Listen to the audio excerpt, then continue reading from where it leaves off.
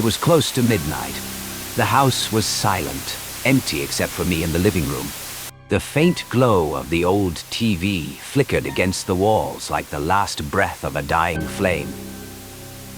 Outside, the sky was suffocating under heavy clouds. No stars, no moon. The windows had stopped being glass and turned into dark mirrors, reflecting only myself. Small, fragile, alone in a hollow space. I didn't know it yet, but this night would be the first time I realized I wasn't the only one in the house. No. A sound broke the silence, very faint, but sharp enough to pierce the stillness like a needle through skin. I sat upright, heart pounding, ears straining. It wasn't wind. It wasn't pipes. It wasn't insects. It was knocking. Slow, rhythmic, intentional. I told myself it could be a branch, an animal, anything harmless. But the rhythm, it wasn't random. It was calling to me. So I grabbed the flashlight and stepped onto the creaking wooden floor. The hallway stretched ahead, thick with shadows. The kitchen, empty. The family room, still. The knocking was louder now, coming from the window at the far end of the hall. I turned the corner. Nothing. The sound stopped. My beam cut through the glass into the yard. Nothing but darkness, as if the night itself was watching me back. I forced myself to believe it was my imagination, but sweat chilled my spine, and my hand wouldn't stop shaking. No. I went back to the couch, the TV murmuring low. But my eyes betrayed me, flicking back toward the dark hallway again and again. Then it returned. Not a knock this time, a violent bang. The house shook. I rushed toward the noise. The back door stood slightly ajar, cold air spilling in. And in the yard, there was a figure. What? It stood at the edge of the light. Too tall. Too thin. Its limbs bent at wrong angles. Head twisted almost completely around. From the hollow sockets, light glared back like animal eyes. It didn't step forward, didn't retreat, just tilted its head, studying me like prey. I slammed the door shut, locked it. My mind repeated, "It can't come in, it can't come in." But another thought lingered. What if it doesn't need to? A shiver tore through me. Something brushed the back of my neck, ice cold. I spun around, screaming. Nothing, but my skin burned, as though scratched by fingernails. I bolted for the living room and froze. My wrist was seized in an iron grip, invisible, unyielding. I was yanked backward, crashing to the floor, breathless. Then a hand, damp and rotting, slammed over my mouth. The stench of decay flooded my nose. I gagged, suffocating, thrashing in blind panic. A voice rasped against my ear. "Stay with me." I ripped free, scrambling back, sobbing. My skin bore 5 raw gouges, bleeding. I staggered toward the sofa, shaking. The TV blared suddenly, switching channels, then froze. The screen showed me, sitting right there, trembling. But behind me in the image, A tall, stretched shadow loomed, its hands reaching down. And then I felt it, the icy weight of its fingers curling around my shoulders. My throat locked. My legs refused to move. I knew I wasn't alone anymore. And the most terrifying part wasn't that the knocking had stopped. It was that it was already inside. Amu, hi. The room drowned in darkness as the TV snapped off. A chorus of whispers filled the silence. Don't fight. You can't escape. I shut my eyes tight, but the breath against my ear wasn't mine. That night, I didn't just lose sleep. I lost the last place I thought was safe. Ew.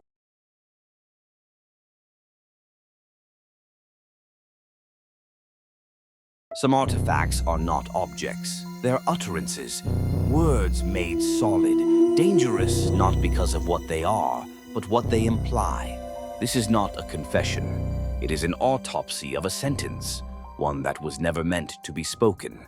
I had spent most of my life studying language, courtroom testimonies, criminal codes, cursed inscriptions, but nothing, not even the madness encoded in schizophrenic manifestos, prepared me for what I encountered that winter. That damned paw, that linguistic snare. It arrived cloaked in familiarity, a friend's tale over drinks. Sergeant Major Morris, a man seasoned by war and weather, dropped it on our parlor table like a punchline. A dried monkey's paw, mummified and curled like a question mark. 3 wishes, he said, each granted, each cursed. My son Herbert laughed. My wife smiled politely. I, however, listened. Not to the tale, but the structure of it, the rhythm, the precision of the sergeant's warnings. They come true, he said, but not how you want. It was that clause that caught me, the linguistic pivot. A wish, once spoken, becomes a contract. And the paw? It was a clause bender, a semantical weapon. Still, I kept it. I told myself it was curiosity. But in truth, I had grown arrogant. After decades dissecting language, decoding confessions, and cult rituals, I believed I could outwit fate through careful syntax. That night, we joked. Herbert urged me to wish for money. Be specific, he laughed. Ask for £200 exactly, tax-free. The scholar in me obliged. I held the paw and said the words aloud. I wish for £200. No conditions, no context, no safeguards. The moment the utterance left my lips, the paw writhed. Not metaphorically, literally. It curled tighter. I felt it, like a muscle reacting to breath. Language, once given form, had listened, and it had obeyed. We laughed it off. The next day, the knock came. A factory man, hands trembling, words brittle as ash. An accident, he said. Herbert crushed in the machinery. No fault, no negligence. Just an unfortunate event. As compensation, £200. I do not remember falling. Only the cold certainty that I had spoken this outcome into existence. I had formed the sentence. The paw had only finished it. In the days that followed, my wife drowned in grief. But I drowned in syntax. Could I revise it? Could a second wish unwrite the first? One night, wild-eyed and bone-thin, my wife clutched my hands. Bring him back, she pleaded. Just say it. I protested. Words don't undo, they complicate. She wept. I folded. I retrieved the paw, now stiff and resentful. I said, I wish my son alive again. No time limit, no condition, no specification of how. The night that followed was one of linguistic agony. Every creak was a predicate, every whisper of wind a potential response. And then, the knock. Slow, measured. Knock, knock, knock. My wife screamed with joy. It's him! But I heard something else. It wasn't Herbert's knock. It was heavier, as if shaped by limbs that no longer moved naturally. There was meaning in the pacing of those sounds. They formed a sentence, an imperative. "Let me in." She rushed to the door. I screamed after her, but she was already unbolting locks, sobbing with anticipation. I ran not to her, but to the paw, and this time I was precise. "I wish my son dead again," and at peace. The knock stopped.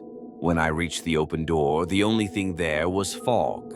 No footsteps, no body, just silence. A terrible, grateful silence. My wife collapsed beside me. She never spoke to me again. They called it grief. I call it syntax fracture. She died within the year, and I remained behind with the paw. It sits here beside this letter, which I write not to confess, but to warn. Language is not benign. It is structure, power, curse. The monkey's paw doesn't grant wishes. It listens, it corrects, it rephrases your desire in the cruelest version of itself, and it will keep listening long after your last breath. I will burn it now, but fire does not erase grammar. So if someday you find ashes that twitch or hear 3 knocks after an idle wish, remember, you are the subject, fate is the verb, and some sentences were never meant to end.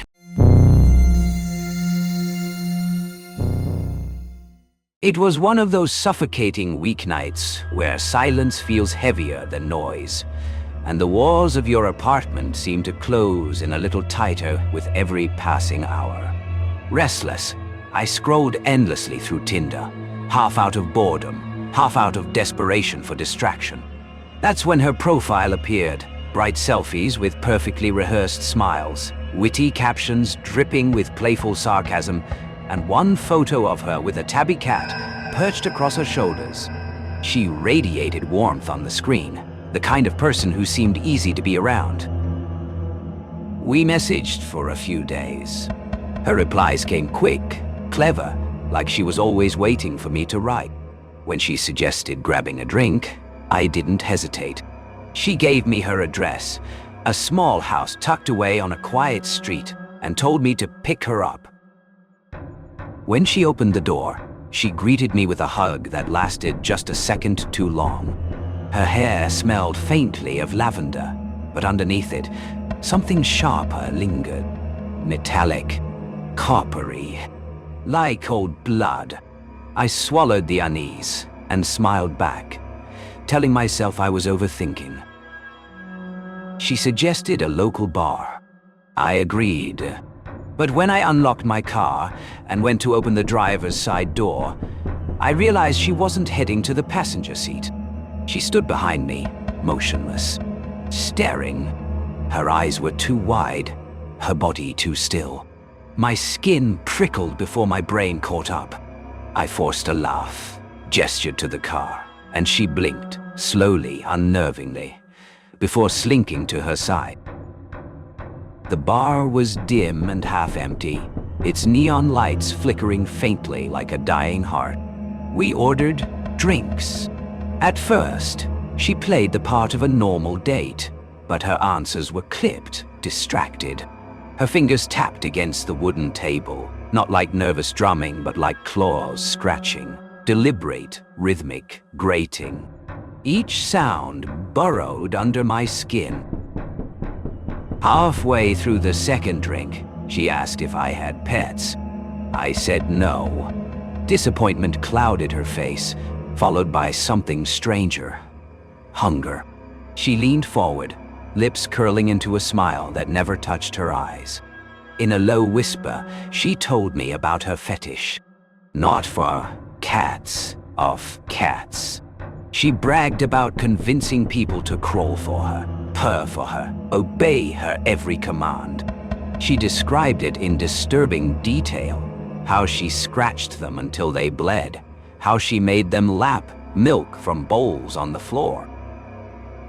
The air grew thick and foul with every word.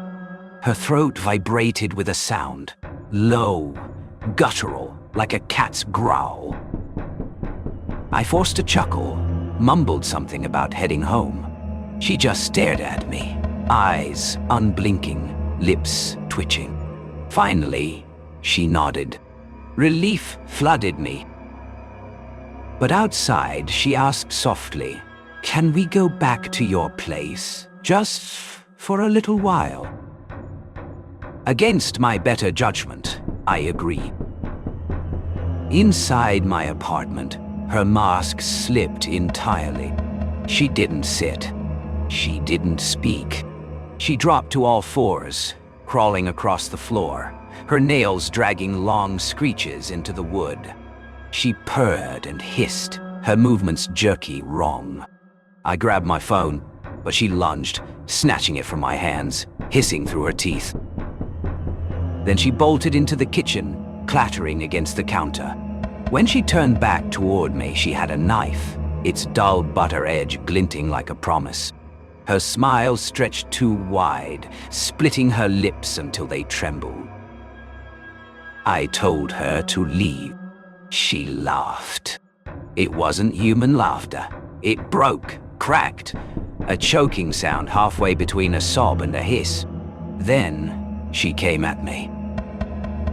I ran. She slashed at the air behind me, the knife scraping the wall, leaving jagged lines. She crawled after me at first, then sprinted upright, barefoot slaps echoing against the floor. I barely made it to the door, shoving it open and stumbling into the night air. My lungs burned as I sprinted down the street. I didn't stop running until the neon glow of a 24-hour gas station lit my path. When I turned back, the street was empty. I never heard from her again. Not a text, not a call, nothing. But sometimes late at night, when the world is dead quiet, I hear it, soft scratching at my door. Sometimes a faint, wet sound, like a tongue dragging across wood. And once, just once, I swear I heard her whisper through the crack. "Kitten, let me in. You're mine."